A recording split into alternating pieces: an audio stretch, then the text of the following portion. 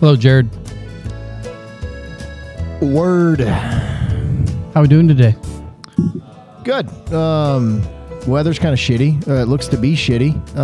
And the forecast doesn't look great. Cold weather coming. Not excited, but hey, I'm on this side of the turf. You're on the right side of it, right? Mm-hmm. What do you think of the tune? $1 million. I love it. Right? Kind of old school. If you don't like this song and it just don't make you happy, it's just you're weird. Weird might be a little strong. Maybe you just have selective taste. It is super cheesy, but I'm playing it because we're down here at Well Spent Brewing on this Thursday late afternoon. I walked in, we were early. They're getting set up, and this dude is blaring Bare Naked Ladies. He's a fan, and I'm like, oh, okay. We'll start there, right? I like the song. I mean, it's one of those things. It's just one of those songs that, like, if you're in a bad mood, it doesn't make you in a worse mood. Yeah. Touche. Touche. A.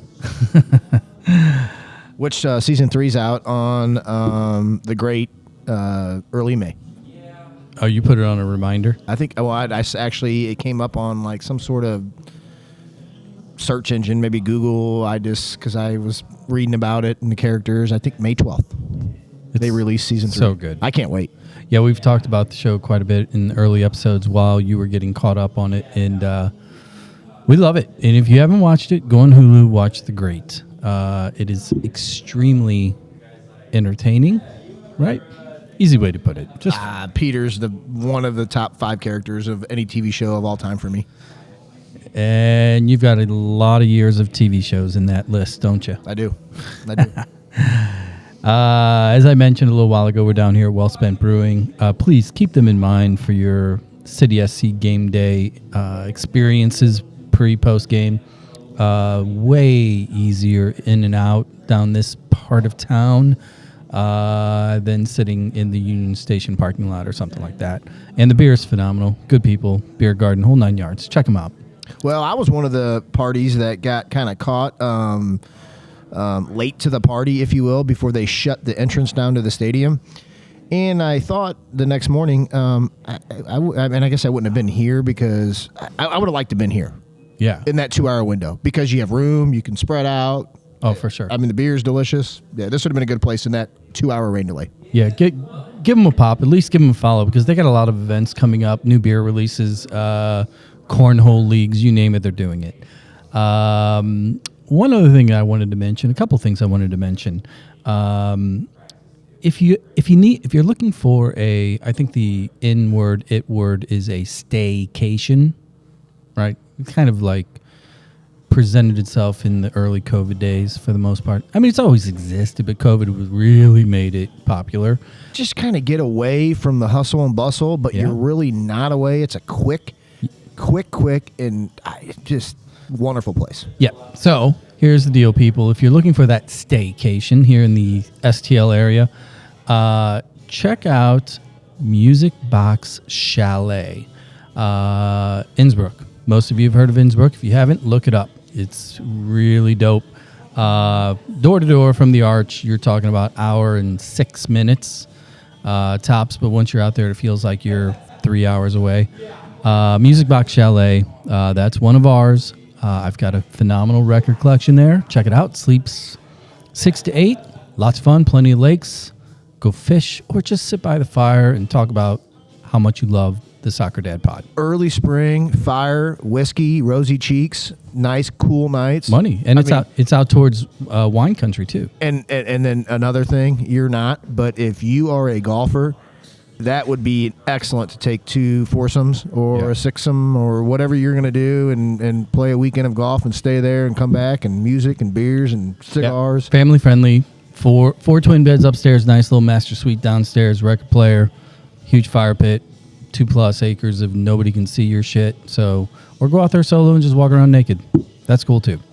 Check it out, Music Box Chalet, VRBO, or Airbnb. You'll find it. Another thing I wanted to mention is one of Jared and Kelly's endeavors. They are currently in possession of what will be the mobile party machine in the St. Louis metropolitan area. Huge jet black, customized, what do you call it? Party trailer, liquor trailer? I call it a beverage service on wheels for a any Widowmaker event that you could dream up, from a bar mitzvah to a graduation to a wedding to a just have a cul-de-sac party. Yeah, which, we talked about it because it's like, you think about all these parties that people have at their houses, and there's always like 2 days of chaos trying to get it clean, and then the homeowners inevitably freak out over people spilling shit all over the wet bar. How about bring the wet bar outside? Then they don't have to come inside. That you guys have a solution for that. So if you want more information on that, you want to book a party, hit us up on our socials at Soccer Dad Pod on Twitter or Facebook, any of them, and we will get you connected because they're about to roll everything out. And once the calendar starts filling, it will fill fast. Absolutely. All right, so let me drop that name. It'll be called. It is called On the Rocks Beverage Co. Socials to be released soon. We're in the 9th inning of every thousands of boxes to get checked to throw this thing live, and they have done. Kelly and Jimmy have done countless hours of work, and we are right there. We're about to go to extra innings and throw this thing live. All right. Episode 41 was the last episode, Jared. I was here solo with my two guests, Jeremy and Aaron from City SC. They are the director and the basically builder of the digital team. They are hand in hand with the fan experience team, CBAC, and the rest of them at the stadium for game day experiences and then everything on the app. It was a totally different type of episode, which we talked about. Neither one of them have a national championship to their name that I know of. Didn't play pro, frankly, probably played little to any club ball. But they kind of peeled back the onion on City for us in a super cool way. I loved it because it was, what they laid out on the how and the why with, the app and the experience and what they're doing for fans, pre, post game, during the game, the food, all of it. Check it out. I mean, there's just a ton of info in there and things you're going to want to get caught up on or keep up with, whether you have been, haven't been, or will go in the future. Check that episode out. You caught up on it yesterday. What'd you think? Or you listened to it today? Yeah, I did. I listened to it half yesterday, half today, and kind of listened to a little bit again today. Was apprehensive with the guest that we brought on. Just wasn't sure how it would come across. It's flipping excellent. These guys, kind of, so to speak, behind the curtains, and the amount of work and how approachable and how nice and knowledgeable these guys came across. They are a big reason, along with that wonderful team that in the episode they outlined each member of that team. If you've been, we're 7 games into this thing, and minus a friendly, plus a friendly, 8 games. These guys are on their toes, and this organization has done a phenomenal job rolling it out. There's a lot of things behind the scenes that they talk about in this episode that I was surprised about, and they have a certain amount of give a F that is special. And the St. Louis City organization, including the ownership, they're lucky to have these guys. It was really cool. They're great. It was kind of like the analogy that I used with you was, when we were talking about the why, and it's like when we talk to some of the parents of the kids that are in the academy level, et cetera. You talk to the parent because it's like without the parent, so much of it doesn't happen, right? Logistically, motivation, things like that. Well, for City SC to be able to pull off what they've been pulling off, it takes a lot of people that are, quote, the parents behind the scenes that create the environment for everybody. I mean, the players play the game, but at the end of the day, the experience is, astronomically more than just the 90 minutes of soccer. I like that Jeremy took just a minute to stand shoulder to shoulder with his counterpart or his assistant or his right-hand man guy he's in the trenches with. And he sat there in the home opener and had a lot of the same emotions that I've talked to a lot about, including myself. He just flat out cried. It means a ton to him and his team, and it shows in the way he explained it.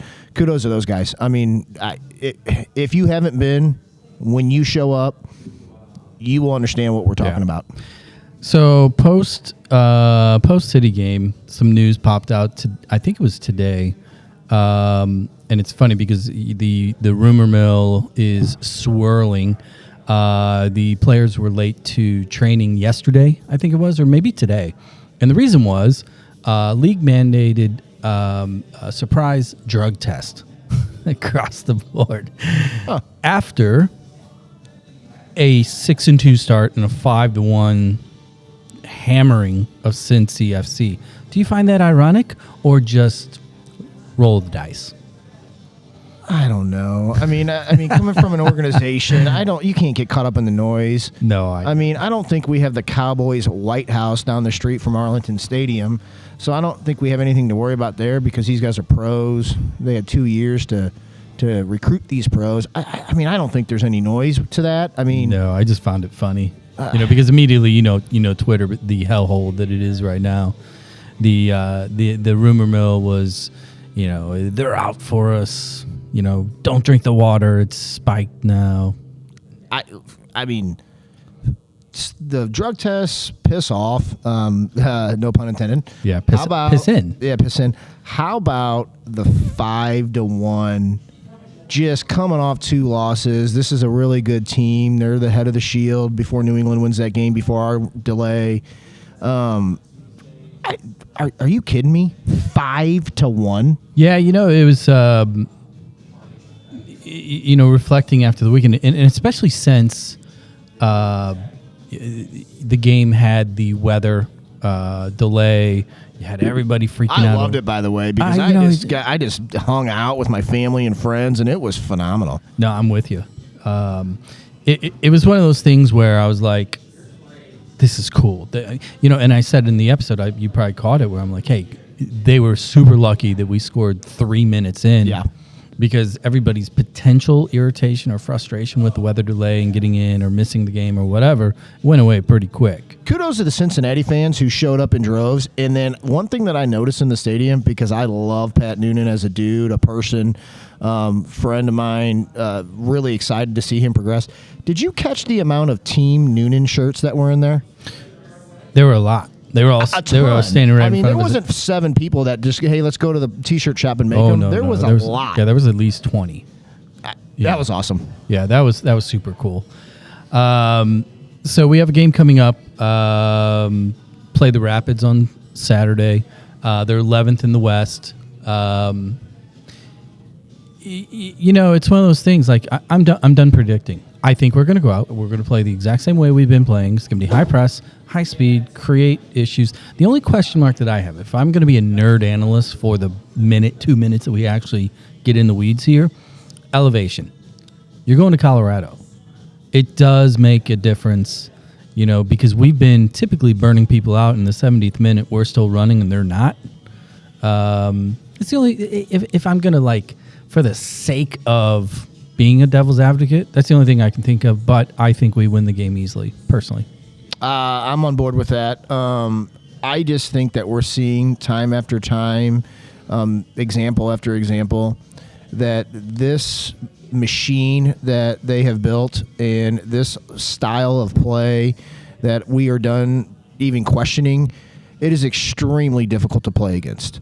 So I know Colorado gets to train in it, but they're playing the game in the same elevation, and play against that brand and see if you got your wind. Yep.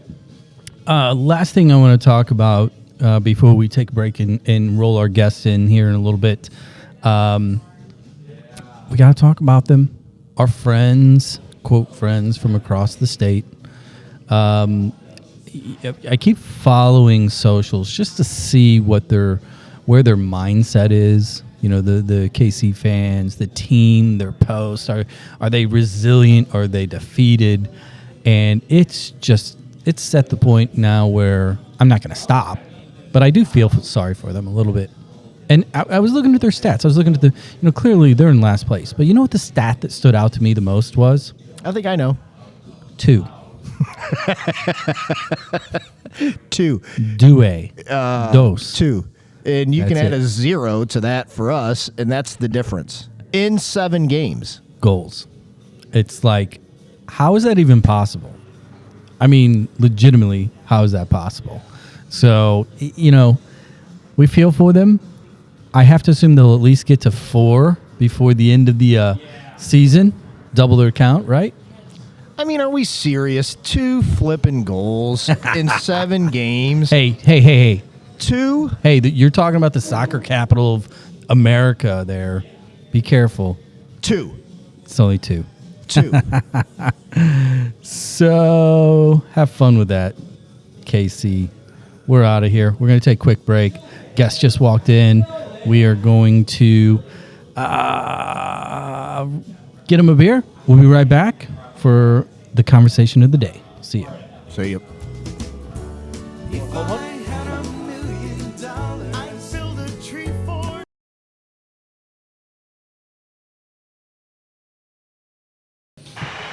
Have fun.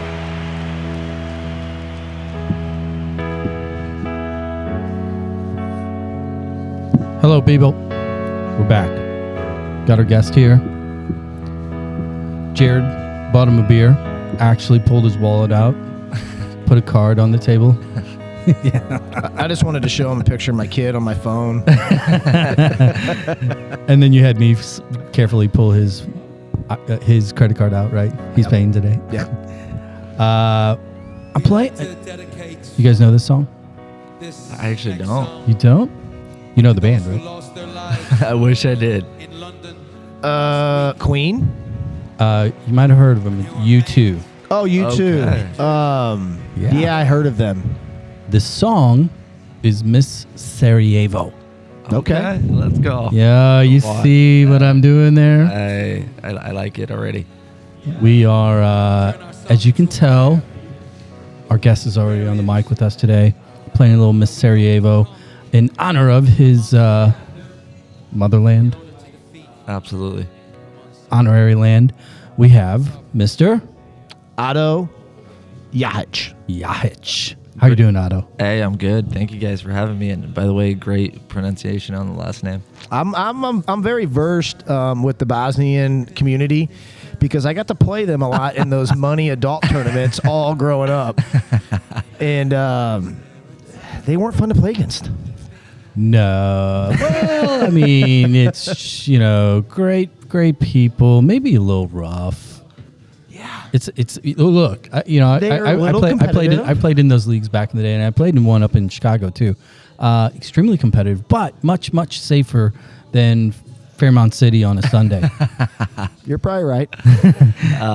I definitely want to say those were super competitive tournaments, and I actually grew up going to those. And thinking back on it now, I was like, I wish I could just play in one of these tournaments one day with these guys and against these guys, because it just seems so intense, and that was the top level for me at the time. It's pretty cool. St. Louis is one of those communities, and frankly, most metropolitan cities are the same in the sense that you have these ethnic pockets that when it comes to the game, soccer in particular, there's always these like open to old men, and there's no delineation. Well, I can tell you this. Here's the They deal. play forever. With the indoor tournaments, the Mitre, the Open Cup, all these things that we play here. There's a hodgepodge of domestic players that play on different teams, whoever gets sponsored, whoever gets a group together. So there's 4 or 5 of those competitive teams. And if you're lucky enough to be on the good team in that tournament because you're healthy and you have enough guys for subs, you always end up playing the Bosnians. And you had the $8 for the free T-shirt. And you always end up playing the freaking Bosnians in the finals. Yeah, I found that to be true too. I mean, maybe Otto, walk us through this. Why is it when we go to, say, Soccer Dome in Webster at 9:30 that there's 15, 20 kind of slightly overweight West County dudes and about 7,000 Bosnians out there ready to roll. And you guys like walk around with backpacks with every single color shirt so you can just stay out there and play.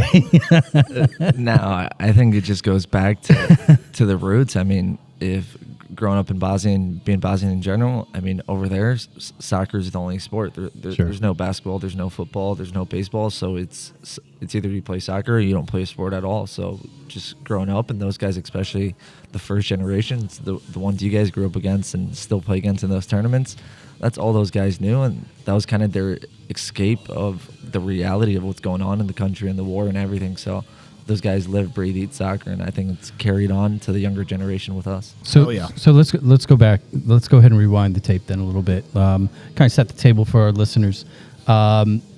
You clearly are Bosnian. You've been here. How old were you when you came, or were you born here? Give us a little bit of the background, and let's talk about Bevo and South County and that community and what it means to you. Yeah, I mean, the community is everything for me, and the support that I've gotten from them and still get to this day is just truly incredible, and I'm grateful for that all. I was born in Bosnia in 1997. My family moved here in 2001, so the funny thing actually is my parents applied right after the war for a visa to the United States in 95, and they got denied. So they reapplied once I was born, and once they went to the U.S. Embassy in Sarajevo, they told them, we'll let you guys go this time because for the sake of your kid and his future. So Phenomenal. Flipping phenomenal. That's awesome. How much of the war, what they went through, as you were younger and growing up, did they make you really privy to it? Did they was it like a daily or a regular history lesson, or was it something that because I know a number of Bosnian families, and it feels as if the camps are split. There's half the camps that are like, we're never going to forget, we're always going to talk about it, and then there's the other half that's like, Out of sight, out of mind. no, they want to move on, Yeah. and they don't want their kids and everything to kind of know what happened. What was your childhood like in regards to that? I think my parents wanted me to know what happened, what went down, but they also knew that what happened doesn't represent 90% of the people from that country. There's still good people everywhere. It's the politicians and the guys up there, the small 10% that are causing all those issues for the rest of the people. But I do agree it's a split camp, and the reason it's split is how affected you were by the war, by the region you were in the country. And the guys that are really upset are the guys that are probably from the middle of Bosnia, like Srebrenica, that lost 8,000 people in one day. So a little bit harder to forgive and forget for those guys. Absolutely. So 90% good people, 10% shitheads, basically, right? Yeah, I would say so. Does that remind you of anything going on today? I would say that. How about you, Jared? Yeah, I guess you're probably right. It's pretty close, man. I mean, maybe it's higher than 10% here. 11, minimum of 11. So you were born over there. You came over here when you were 1, 2. I was 4 years old. Oh, you were 4. Okay, so you get over here, like so many other Bosnian immigrants. They land in this little neighborhood in the like the furthest place away from an ocean ever. Talk about your youth in Bevo, the community, and specifically at what age and what did youth soccer look like for you growing up in Bevo? I mean, it just started off as something for fun for us, but obviously my parents had a choice to either move to St. Louis or Baton Rouge, Louisiana, and they didn't know where either place was on the map, but they heard there's more Bosnian families in St. Louis, so we opted on coming here. And my parents came here with one suitcase and $100 in their pocket, and they were placed in a social home and basically figure it out from there. Wow. With a 4-year-old that wants everything he sees, wants to do what other kids are doing, but it just wasn't possible for them to be able to give that to me at that age. That's crazy. So how old were you when you started playing? I was 6, and the way it started is all these Bosnian families, they would go to Eckleburg Park, which is right down Bevo Mill, and the older Bosnians would be playing on a futsal court, concrete court, and then all the little kids would just be there, and we'd be knocking the ball around. And when the parents got the idea, they're like, hey, let's bring these kids together and let's start a little soccer team and just let these kids have some relief and feel like other kids in the community, let them be part of something. That's really how it got going. That's awesome. And coincidentally, they were probably hammers, and they got to play other kids in the community. I guarantee. And maybe didn't lose that often. No, because during those years, there was also the Ibizovic days was, he was clearly on the rise. How old were you when you realized, or did you meet or were aware of him and the trajectory that he was on? And then you also have Adnan, right? Another name that clearly you're familiar with. Talk about some of those guys that were the North Star as far as like pinnacle players coming out of the community, out of that particular neighborhood. What was their role in your childhood from a mentor idol standpoint? I mean, I think Vidad, just speaking for the majority of the Bosnians that were growing up playing, I think he was the idol for us all. I mean, a kid from SLU High School, from SLU University, to be able to sign for PSG straight out of college was something that was eye-opening. And the way that it kind of happened was the same people that were running the youth soccer for us were the guys that helped Vidad get to that pedestal. So we're like, if they can make it happen for Vidad, if we work hard enough and believe in ourselves and we put in the work, why can't it be us? So you skipped over the fact that he went to Roosevelt High school. Yeah. I love that part of the story because it's like, we're so used to literally a century plus of St. Louis soccer players, and the most of the pedigree always kind of checks certain boxes, right? SLU High or CBC or whatever, and then you have Vidad, who clearly went to the highest level, and it's like Roosevelt. I love that, and I think that because of the community, what was it like? Because you guys were clearly majority were going to public schools here in the city, but most people know Bevo is a unique neighborhood. Not that there were walls around it, but there was kind of an invisible wall, to a degree. What was it like living down there, kind of in a community like St. Louis? And did you feel like it's home? Describe that part a little bit.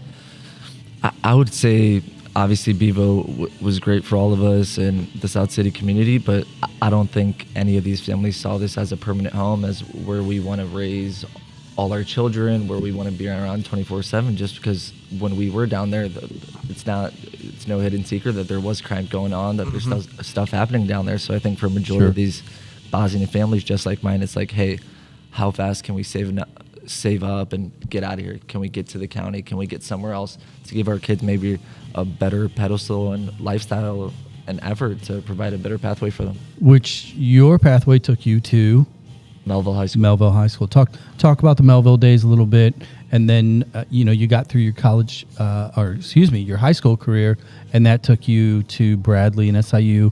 Talk about your soccer experience at Melville, some of those games, your coaches, and roll us into your college years. Yeah, so I would say Melville was probably one of the most special parts of my career, just because I played in the academy, and you guys know in the academy you can't play high school soccer. So my 2 years in the academy, going into my junior year of high school, all my buddies were a year older than me, and they were seniors, and they're like, hey, things we can do, maybe if you can help us out. And I was like, freak it, let's give it a try, let's do it. And I mean, it was probably the most fun I've had playing soccer. Wait a second though, let me make it clear. You stepped off the academy team so that you could play high school. Correct. I texted Kevin Kalish, who was my coach at the day, and I was like, I think I'm going to play high school. And he's like, do you realize what decision you're making? And I was like, Coach, yeah, I think I'm going to do it. So, okay, so that conversation has come up so many times on the show with and other in my life, and yeah, I mean, how many times have we talked about it? Yeah, coaches and academy coaches and high school coaches, because we've had Coach Mickler on, we've had Gene Baker from Granite City, oh my God, Tim Velton from Webster, and there's very, very strong opinions of for those players that have the choice of academy versus high school. You're one of the very, very few that, I mean, there is others that have made the decision, but you did step off the academy back into the high school world.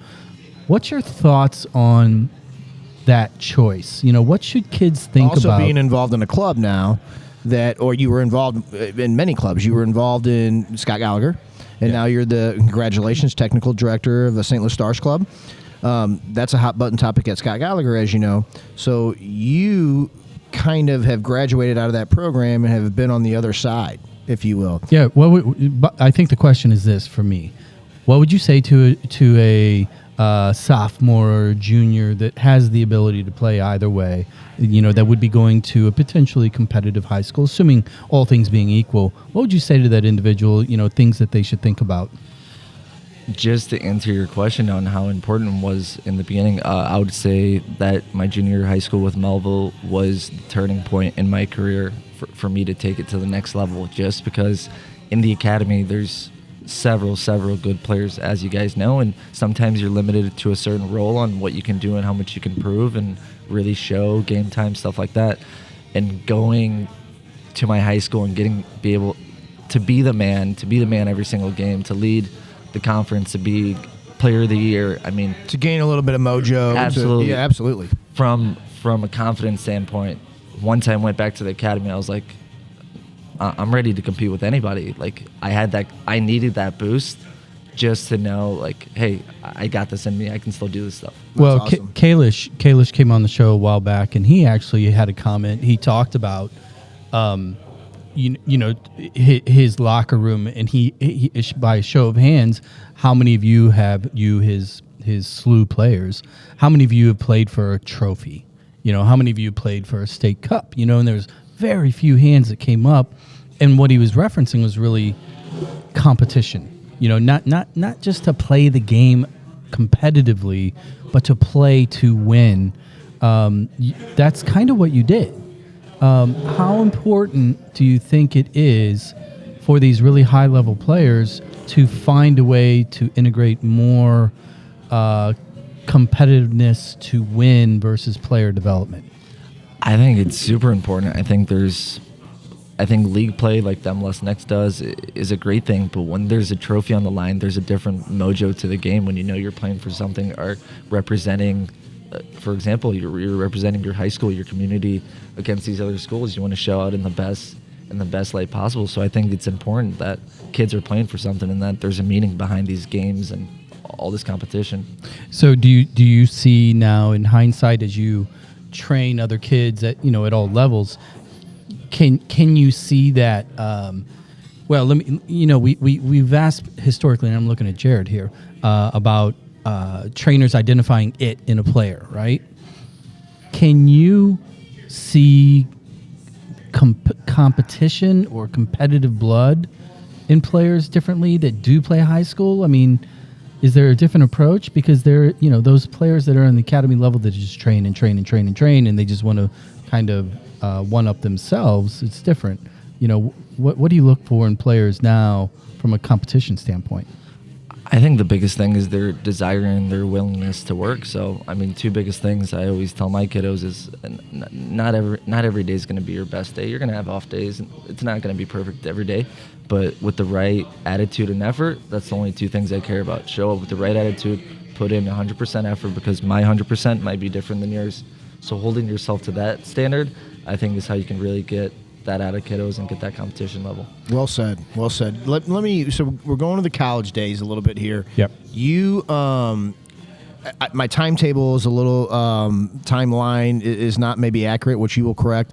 So you go to Bradley, and then you also spend time at Southern Illinois University. Was Jim DeRose the coach at Bradley? Jim DeRose was the coach at Bradley. And then was Kevin at SIU? No, it was Mario Sanchez, who's at Louisville City right now. Okay, so where do you get recruited from out of Melville? Where do you go first? Why do you leave? And then just give us a 10,000-foot view of your 4 years in college. And I think our listeners would be, with the success you've had with the Ambush, with the success you've had with the U.S. Futsal team, give us the 10,000-foot view of your college career. So during the academy years, I played my freshman, sophomore year in the academy, really not talking to many schools. After my junior year in high school, I had, I think it was 16 Division I offers. Just after 1 year of high school soccer. Nice. Guys seeing me play for 3 months. So I think that's where I go back to the confidence standpoint. But ultimately, it came down to SIUE, Bradley, UWGB, and Louisville. And again, going back to my early days, my parents didn't come here with much. The school that gave me the most money, maybe even if it didn't fit my style of play, was the school I was going to probably end up at. And Bradley gave me this incredible offer that I really couldn't turn down, and that's how I ended up at Bradley. That makes complete sense, because I don't know who in the hell in their right mind, whether you came from Bosnia, a war-torn country, or or Wentzville, or Augie Bush was your dad. To me, coincidentally, and this is what I would always tell anybody, that school, because of their offer, and they were probably on you early, they wanted you a whole hell of a lot. Yeah. So that makes a big deal. Absolutely. Those guys made me feel important from day one. And again, like I said, it was almost like I owed it to my parents. My parents put in every dollar they had for me to be able to play in the academies, to travel with all the other kids. It was kind of my repayment to them that they don't have to pay for school. If I'm going to college, they're not paying for it. So it's like, hey, like I got your guys' back just like you guys had mine all my life. So I want to peel that onion back a little bit further, because I love these stories. Because I remember my own personal story whenever I got the offers, and because we could use the help financially. I mean, college was going to be 100% on me going out of the gate. You clearly illustrated and talked about the situation that you came from and where your parents came from, and they went from $100 in their pocket to you as a junior going into senior year. You get all these D1 offers, and their baby boy is going to go to college in America as a Division I soccer player. What was their reaction? Like, what was that the day that you made that decision? What did they do?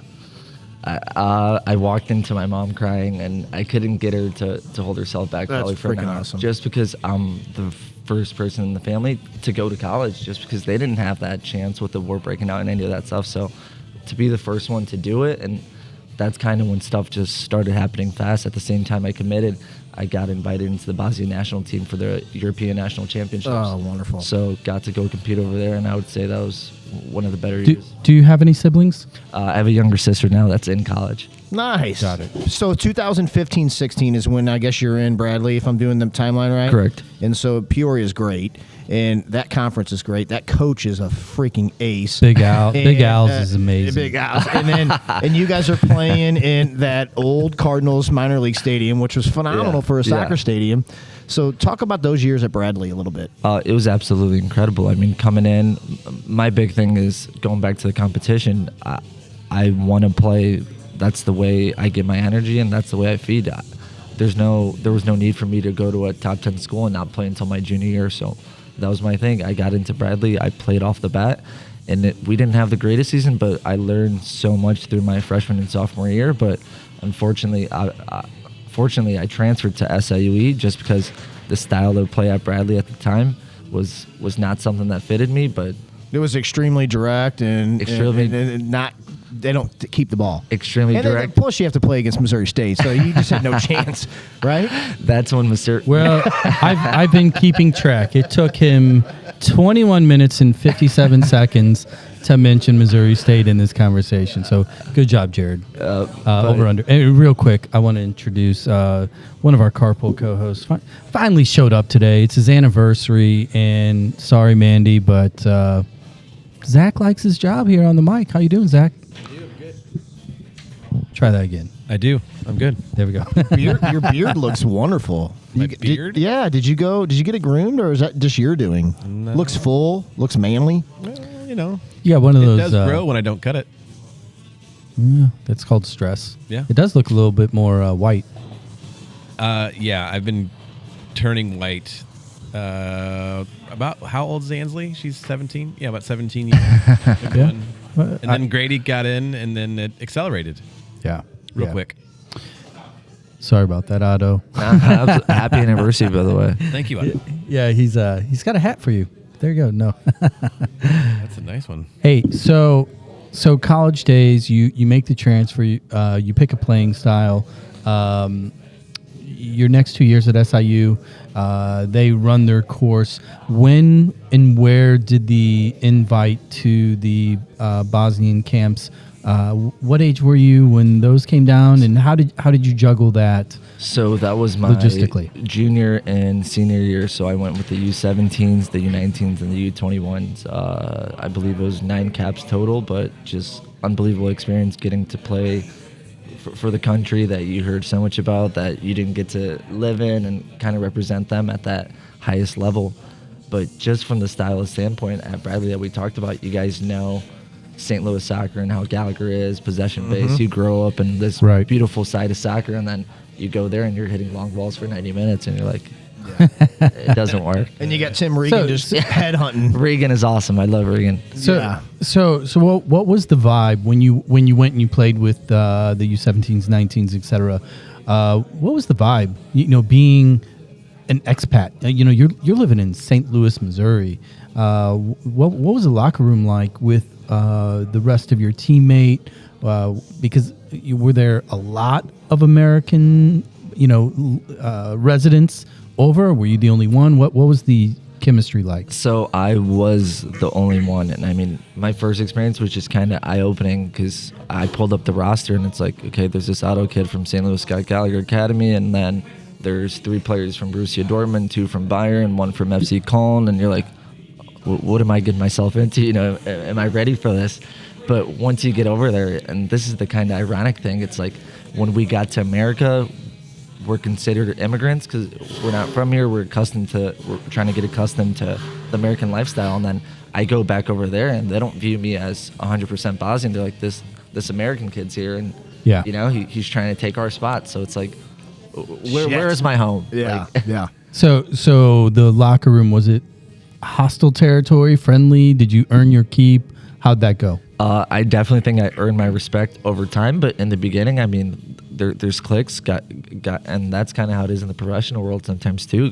Guys avoid you. There's certain cliques, and if you don't fit in that clique, you're the odd man out. But I feel like once you show people your character and your ability on the field, I feel like everybody likes a good player. Work weight goes a long way too. Yeah. Yeah. Absolutely. So going back to the parent question, then I'm going to add another layer to the question I asked earlier. So, mom cries for days. You get a college scholarship.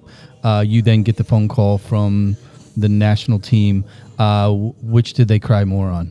Holy moly. Probably the Bosnia national team, just because obviously it's a huge pride for me, but for them that it was even more for me able to go back and have all those experiences, because every time I went back I got to stay an extra 2-3 weeks and experience the homeland more and more, and I feel like that's why I'm so attached to the country and love it so much.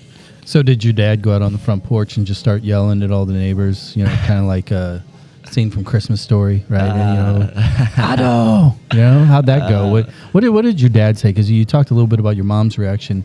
What was that conversation like with him when all this was playing out? I think it's just a proud dad moment, and just listening to Brad's podcast before me, and kind of the same experiences growing up. I think my dad saw the potential in me as I was growing up, and he was a little bit harder on me, and sometimes it lighted me on, and sometimes it turned me away from the sport. So when I finally broke through and he started seeing that success, I feel like it was a super proud moment for him, and I feel like I got 1,000 pounds, off my shoulders by being able to give that to him. And so that's freaking awesome. Okay, Thanks for sharing that. So he was a high pressure dad. Absolutely. Early. Was he your coach, or was he just at training, or was he one of those dads that the second you got in the car going home, he'd tell you 10 things you didn't do right, or what was and then at what point did it stop, and did you guys become father and son again? Yeah, I would say from 8 to 14, he was my biggest critic, but he was also my biggest fan. He was the first one to applaud me when I did something right. But if I wasn't working, if I wasn't doing something that can help the team, or he knows that there's more in me, on the car ride home, he'd be like, you didn't do this, this, and this, and this is how you can improve. When I think it really changed is when I got into high school, when I made the academy team at Scott Gallagher, and he realized I was under really good coaches and under a really good program, and he kind of backed away and let those guys do their magic on me. You mentioned with your kids now, and you're not going to have your best day. You mentioned those years from 8 to 14. Us three are living those years, and we're on the back side of those years. And I can speak for myself because it's like a graph. I mean, this 8 to 14-year-old kid that I had has had some really good days, really bad days, really good times, injuries, this, that, growing the whole time. It's tough from 8 to 14, and to have a dad that's hard on you. It's not all cupcakes and rainbows, and kudos to you and your dad and getting through that. And that is a real tough time, and that's the developmental years. I wish I could have had this podcast or had these friends or had the knowledge I have now 7 years ago when my kid's going to turn 8. Yeah, I mean, I hope you parents are tuning into this, because the information that they can get out of this is incredible and can seriously help the development of their child, but even from the behavioral side of the parents. But yeah, the pressure from my dad, it was either going to make or break me, and thankfully it was one way or than the other. So let's jump to post-college real quick, because we're going to talk more about that in a little bit. I actually, Zach, you'll be proud of me. I have notes today. What? And he started talking about something that's at the Whoa. bottom of my note list, and I'm not going to go out of order today. So I'm going to bring it back. True. Well done, JB. Well done. You like that? Yeah. Let's talk post-college. You leave SIUE. What was that path? You clearly kept playing. What came first? When was the introduction or the invite to U.S. futsal national team? Where did that come into play? Just give us kind of a roadmap of post-college playing days. Just real quick, straight SIUE, I went to FK Sarajevo, so the song you were playing earlier, most coveted team in Bosnia, plays Europa League qualifiers, Champions League qualifiers. So going into that environment, got sent out on loan 2 times. After the second time, I was like, my contract was running up. They wanted to extend. I headed back home, and Ambush gave me a call, started playing some indoor soccer, didn't realize how different indoor soccer is than outdoor soccer. So just a learning experience there. And then the futsal national team stuff started happening early last year. Okay, so then from a player technical standpoint, you briefly touched on it, the transition from full field outdoor 11-11 to ambush indoor, and then moving into futsal. You talk about the training that you went through, because it seems as if most players, your boys included, Zach and Jared, they go the other way with futsal early, and then the field gets bigger. But your career path seems to have gone the other way. How was that for you, and how did you transition your playing style? Well, thankfully, my playing style was always I was always a more technical player, so I loved playing in tight spaces. So even growing up, when we would scrimmage at training, I always loved playing 6v6 on 9v9 goals instead of an 11v11 game. Less running, more touches on the ball. You get to show your creativity. So, So you're saying you're lazy, less Well, running, and I right? can attest to that playing with him. He is very quick. He's very technical. So his game translates well to that small-sided, that fast-paced futsal court. It makes sense. Your wife is quick compared to you these days. I don't know, dude. Come I'm on. pretty fucking fast.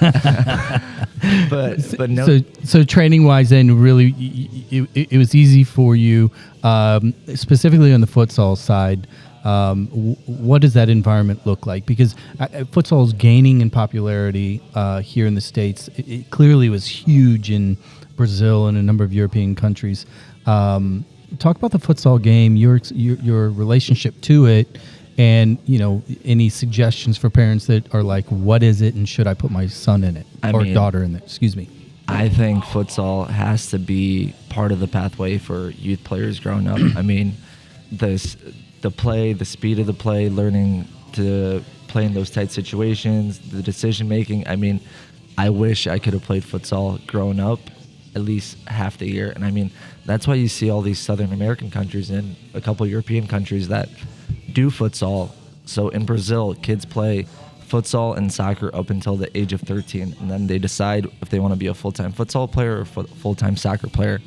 So countries like that, I mean, if you watch Vinicius Jr. with Real Madrid, a lot of his movements and his creativity is futsal stuff. If you understand futsal and you see these guys, you're like, okay, like this only comes for futsal. You only learn this at futsal. So I think it's a huge part of the player pathway. Well, and I love it too. Is we mentioned this in the Santiago Beltran episode.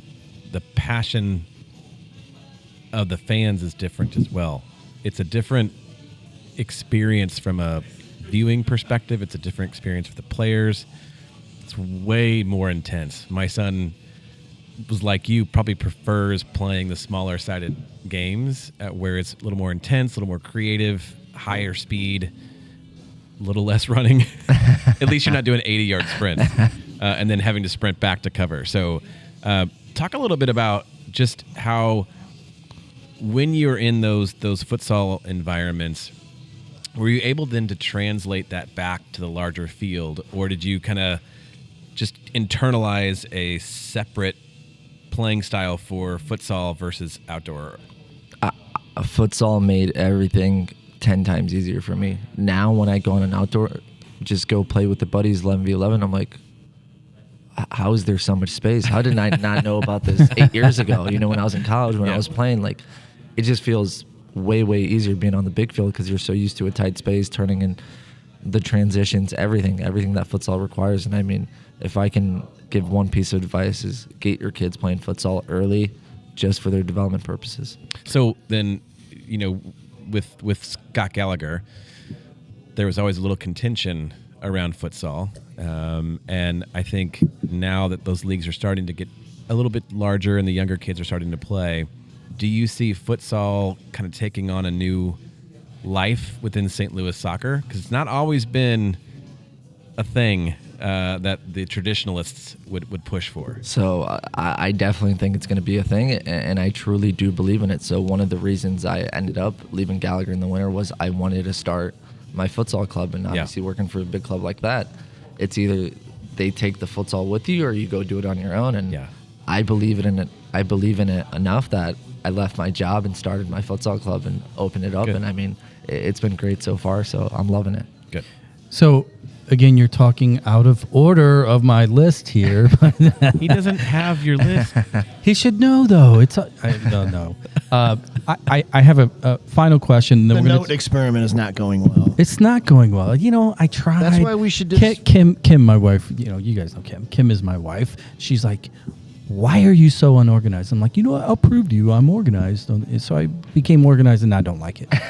Well, but you gotta embrace that the notes are just talking points that could possibly come up at any given point during. I know, but I think I think what I'm really realizing about myself is I probably have, like, I'm very obsessive compulsive, and therefore if I don't have a list, it hides itself. Yeah, but now I have a list, and I become. Kim comes from a world of organizational and numbers and matter of fact. I know, but we're having beers and talking about soccer. I know. So look, which is better? Fail. Here's what I would like you to address, because you've alluded to it and we've touched on it a little bit in different segments of our conversation today.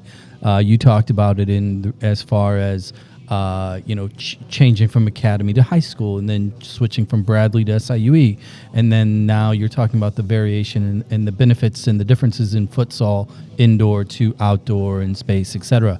And really, what you're talking about are playing styles. And right now you have, and I'm speaking specifically to academy level or similar players. How important is it for those kids and really for the parents to understand playing styles, good fits, in your case, possession, ball movement, keep the ball versus, say, a high press, high speed? How much more, how important is that part of evaluating young players' playing styles and being cognizant of what kind of player they are? How important do you think that is in their decision-making process as they evaluate high school or college? I think that's everything. I mean, you have to find a fit and a style that's going to suit you and allow you to be successful.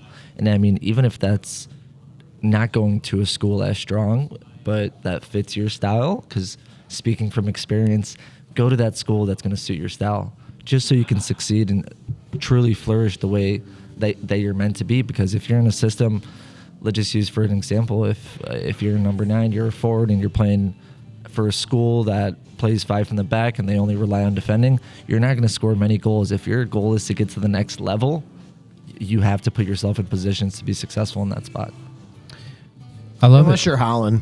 He can play on any. I mean, you can put him on any team. What do you think of Holland? I think he's unstoppable right now. Exactly. Holland or Mbappe? Who do you take? Holland.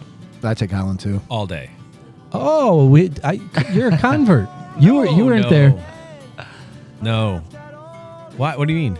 I thought you were an Mbappe No. vote, Kim. Who was that? I think so. That's probably Mike Cornelius. Yeah, definitely not me. I like Mbappe. Don't get me wrong. I think he's a genius, but Yeah. he doesn't have 47 goals in the English Premier League right now. And he's more of a flank player, if you're asking me, and they're not the same positions. So I guess you can pick between the two, but I like to have them both on the same field. Oh my God. Did you read the stat the other day? And I'm going to get the exact number wrong, but of his 40-something goals, 90% were one touch. Yes. Fox in the box. Yeah, It's true striker. it's crazy. Do you think, in your opinion, is he the best player in the world right now? No. Yeah.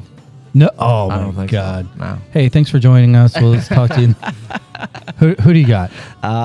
Form-wise, I like Benzema a little bit more. I think he brings a little bit more to the game. Haaland scores goals all the time, but if you look at Benzema's link-up play, his creativity, Real Madrid without Benzema is not the same team. I agree with that. Man City can still be Man City without Haaland.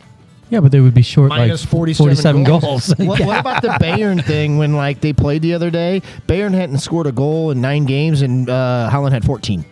I know. No, it's crazy. What team do you guys support? Well, I saw your bio. You guys will get along really well. Blues. They're Chelsea fans. I've said this before. My heart is with Tottenham, which is really hard. Is that why it's broken all the time? Always broken. I like the Duke Blue Devils. Oh, That's my God. great. I love to watch Man City play. Kevin De Bruyne is my favorite player. Phenomenal in guy. the world right now. I'm not saying he's the best. He's my favorite player to watch. And when he's got a weapon like Haaland up top, it's Yeah. unreal what they could do. All right, refill time. We're going to roll out. I wish that I knew now What I knew then. what I knew then. Right? Is that your thought mantra I knew for then? not doing notes next time? I think I wish I think would have known that doing notes is dumb. I'm actually going to uninstall notes from my MacBook. Kim. Otto, I thank blame it you. on Kim We'll be with right 2 back. M's. We'll cover some more. See you. Yes, Kim, 2 M's. Later. I'm ready. Born ready. But you're not ready. The notes have the notes have got them. Did you? Let me ask you this: did you number them, or are they bullets? No. They're way too small a font, and I'm having a hard time reading them too. I'm just pissed off about my notes, guys.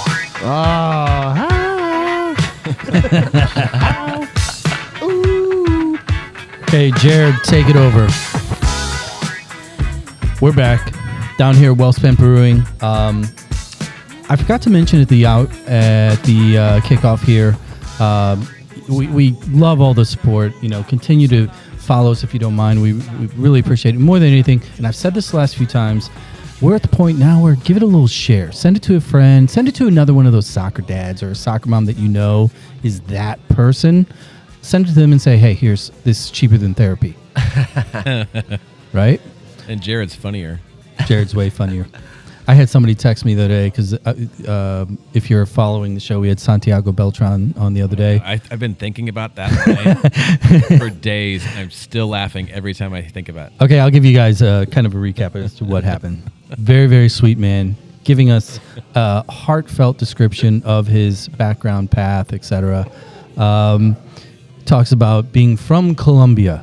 And we said something about his college graduation, and Jared, what was your quote? Did you go to Mizzou? Did you go to Mizzou? And following you guys. And his I'm not response following. was, "No, I went to Houston University." Yeah. The joke just flew, and JB and I just let it fly. I looked right at out him the like, door. no, he didn't. And then inevitably, a couple days later, I had somebody text me like, did Jared really ask him if he went to Mizzou? So if nothing else, just listen for Jared's We were feedback. talking off mic a little bit about names, and I won't go into the details, but Kim your with name, 2 M's. Otto, that's not your a first name, right? Correct. So is that a nickname? Yeah. Okay. Can you talk a little bit about where that came from? Is that too personal? No, absolutely not. So, Well, why don't you start here? Why don't you enunciate the full real name first? so it's Abdullah Jahic. Okay. And so the way it came about, so when we're in Bosnia, my sometimes in a Bosnian tradition is naming the first son after his grandfather. Yeah. So that's what happened in my case. And as a kid, my parents told me I was always a little problem child, always causing trouble. And they're like, and my grandpa was super religious, super holy, and they're like, we can't keep calling him Abdullah. Like, we got to call him something else. So We have a heathen. He needs a nickname. now, and so they went with Otto, and it's stuck ever since. Everybody knows Is me as Otto. there a Bosnian, like, what's the story behind Otto? Is it a normal? It's a normal nickname in Okay. yeah. Just okay. So, similar to Pele. Or, go with the Also short ones. Bus driver on The Simpsons, spelled different. Yeah. Right on cue. Yep. I told you should follow our show for Jared alone. And there you go. Here we go. So we touched briefly on your move. You mentioned it earlier from because you were a trainer at Scott Gallagher for a while here recently. Director, trainer. Director. And by all accounts, the kids loved him. The youth really. Oh, totally. Otto was their guy. But you've made the move. You decided it's time to build your own boat. So we mentioned off the mic here. Here's an opportunity. Give us the 101. Name of the club, boy, girl, age, where. What's kind of your mission statement? Let's get a quick sell out here, and then we're going to ask you questions about how you run it. Yeah, so I took over as the technical director at the St. Louis Stars and the director of player development. It's been a really awesome experience so far. Smaller club feel. We have about 350 kiddos right now.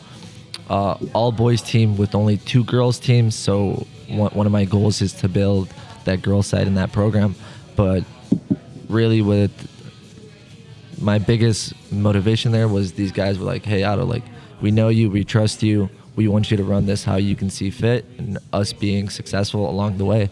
They gave you the keys. They gave me the keys to the castle. I mean, and I think that was the big thing for me, Nice. for them to put trust into a 25-year-old man, you can say, and be like, "Here you go. Let's see what you can do." And I mean, I've been there working for the past 2 months, and the feedback has been incredible, and the response and everything from the families to the parents to the players. It's been really, really fun and really nice. Where's the club headquartered out of? Where do you guys train? So we train out of STL Athletic, which is in Fenton, and then Creve Coeur Complex.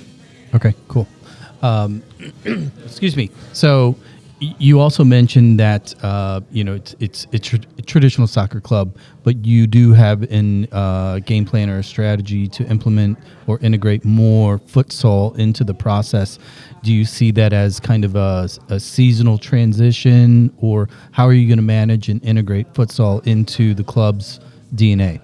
So that's going to take a little bit of work. It's not going to be easy. But starting with this year, all our kids for their winter training, instead of doing better or any of that stuff, the kids will be doing futsal twice a week, where they train in a structured environment and then play.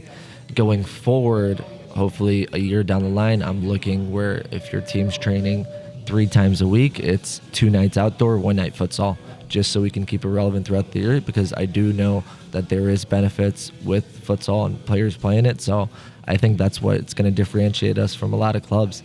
And as well, we're a smaller club. It's more family friendly. Everybody knows everybody on a first name basis.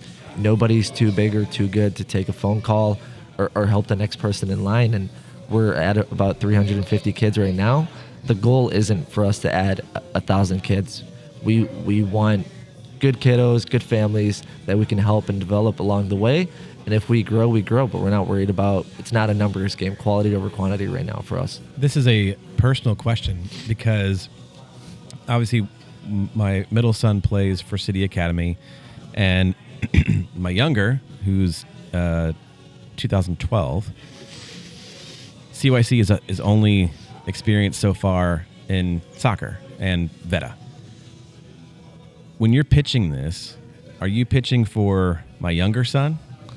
Or are you pitching for the older son? Or are you kind of pitching in the middle somewhere? Definitely pitching in the middle. So obviously, like for your younger son, we have a Stars Junior program that transitions. So it's It's a 5-month program where they train with our staff coaches, learn our style of play, and then when we feel like, and when you guys also are like, hey, we think he's ready, we just transition him into a team. That way he's already accustomed to our style of play, our just kind of the way we run things, our values, and that way the transition is that much easier once the boy or girl wants to join the club full time. And is that typically in the juniors program or in the normal team environment? Are those parent coaches?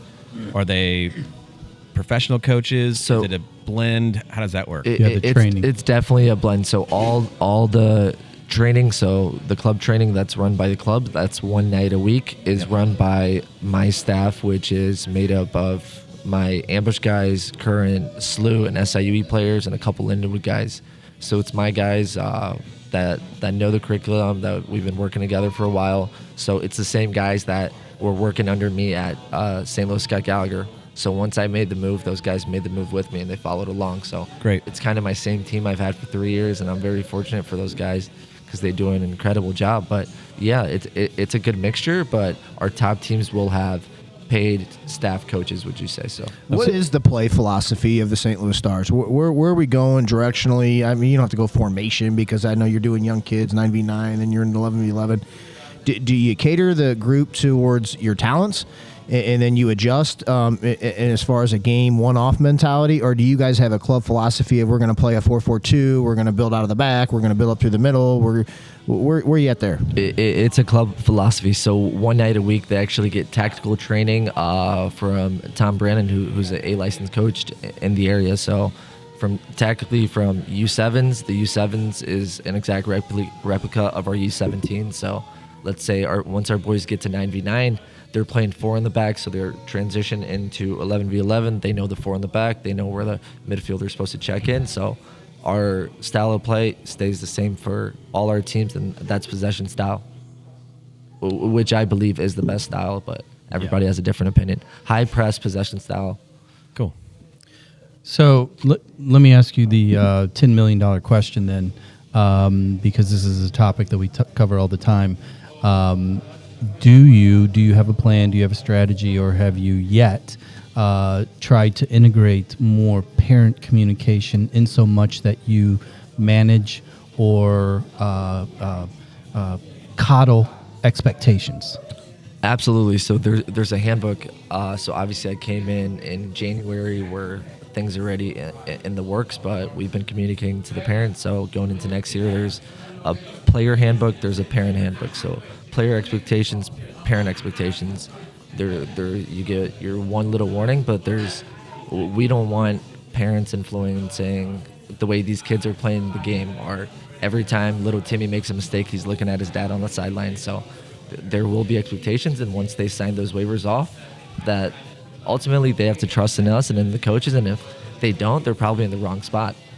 Good for you. That's the right way to Are do the it. teams playing in the Slice of leagues? So yeah, all our teams are playing Slica. Our top teams are in the top Premier Division, and now we're working on getting our licenses for the MRL National Club V Club. So Nice. Very cool. Very cool. That's great. So let's now kick it back indoor, because the one thing that we kind of skimmed over was ambush. When did you join the team? I joined the Ambush 2019. 2019. This past year just recently wound down. What's your plans moving forward with Ambush? Talk a little bit about the team. Talk about expectations. Where does that fall in the Ado soccer encyclopedia right now? So it's definitely up there. Indoor soccer runs November through April, beginning of April. We just actually wrapped up, so it's definitely a big part of my life, and I love the team. I love my teammates. This is my 4th season with the club. My first year I was Rookie of the Year, and that kind of really opened my eyes, hey, maybe I could be really good at this thing. And I mean, ultimately we train every single day. These guys are competitors. We're not waking up at 6 a.m. every day to go out there on the weekend and just give 50% effort. So we're there. We want to win. We want to compete with the best teams, and I think we're a couple pieces away from doing that. But going back to your question, I have 2 more years left on my contract with the Ambush right now. Who's the best goalie and why is it Paolo?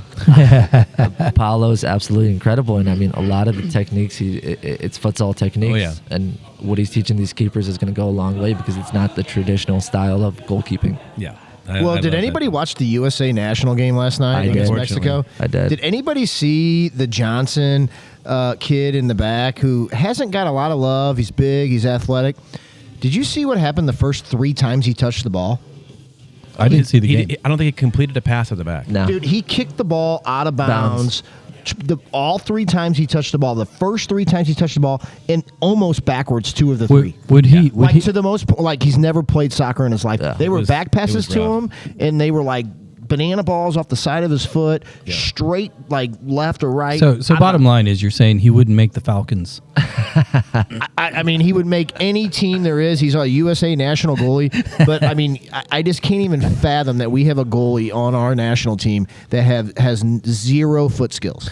Well, was let's shift sideways a little bit because I want to get your opinion and your take on a team with a legitimate goalie in Roman Berkey and City SC. You've been here now, in essence, your whole life. You've paid attention to the game. You've been part of the game. You're part of the fabric. What did it mean to you when this all came to fruition? The awarding of the franchise, you saw the ownership group, you saw what was going on. Lutz is announced. They start name dropping. All of this is playing out. Now here we are at 6-2, clearly the starlets of the league. What's your take on City up to this point? I mean, absolutely incredible. And I mean, in the beginning, people saying lucky game here, lucky game there, but we're 6-2, so it's not luck anymore. I mean, I think it's huge that a lot of these guys came in last year. These guys didn't just show up this year and start working together. These guys got used to the identity with City 2 and the style of play. And I mean, all credit to the staff and the club in general for the start, because this isn't a fluke start. I think City's going to be a presence in the league for years to come. 9 games ago, be honest, the direct high press, get forward, run, bring the soldiers at everybody. What did you think the style was going to be? How did it translate? With virtual no names. But that's the thing where I think everybody's Not wrong. MLS names. Exactly. That's what I'm saying. Because most MLS teams and franchises, when they're new, there's that DP. There's clearly a name bus. I know that they were good players, and coming from legitimate teams, legitimate leagues. But what was your thought? Like coming you said, from 9 games ago. futsal, coming from Bosnia, coming from a possession, coming from transferring from a college to another college because of the style of play. What were you just like? I'm just going to shut up. Tell me what you thought about the style. Honestly, once I was reading a little bit into it, I was like, okay, they have this clear style of play, but are they going to be able to execute this with their personnel? First of all, I didn't think Klaus could press like that and put in the work that he's doing. So Oh my God, he is. Yeah. He's a hammer. yeah, so and a lot of players, I mean, some players, especially that you bring from Europe, they think they're too good for that system where they should be pressing 90% of the time. They only want to do the pretty side of the game. So to see everybody bought in and working as a unit, I mean, it's incredible. And I mean, the results show for it. You played at a high level. You played it at all, at every level, every age group. You would know that is an incredibly difficult style to play against. Almost impossible. I get tired watching. Oh my God. Yeah, no, kudos to absolutely. What I am upset about is that St. Louis City didn't happen like 8 years ago when the rest of us were in the academy. You mean 25 years now? I was thinking 24 years ago. Carry the 2. Yeah. No, there's a whole lot of math that needs to go on to make that work for any of us. Otto, you were born the year I graduated high school. 97? So, yeah. So yeah. Where'd you go to high You, school? you were born the year Washington, I yes. graduated from college. Yeah, So, yeah, by the way, beers are on you. Thank you, kid. Thanks, Otto. Hey, we got to wrap up here because I know that you have training coming up. We really appreciate your time, dude. This has been a pleasure. Where can they go to sign up and get more information on the Yeah. Stars? Oh, so stlstarsoccer.com has all the information, or if you go to my social media, I occasionally post. Actually, I post a lot about the club just because we have a bunch of stuff going on, and I mean, we have some really, really high-level trainers in the club and good names. Like you guys might know, like the Robbie Christos, the Yeah. Slew Legends guys that are helping out. So it's awesome, but just kind of the next step for me is the Futsal World Cup is next year for us, so we'll have CONCACAF qualifying. Where's that at? Futsal World Cup is going to be in Morocco. Wow. Oh, that's dope. Wow. Okay, you're also speaking doing- of start Morocco, training. speaking of flair, because we're friends on social media, right? Where'd you get that shirt with those cuffs? You just posted the picture. Your cuffs look like I mean, it's like you bought those in Dubai or something, man. They're like the flair out of this I'll world. send you the link. Well, and you're also doing some training, like pre-college training, pre-high school training, and things like that. So promote your brand, Yeah. not only the soccer's, but what else that you're. Yeah, so I mean, throughout the whole summer, and I mean, a lot of Gallagher families have worked with me for over the last 2-3 years. I do a lot of individual training, a lot of one-on-one training, small group training.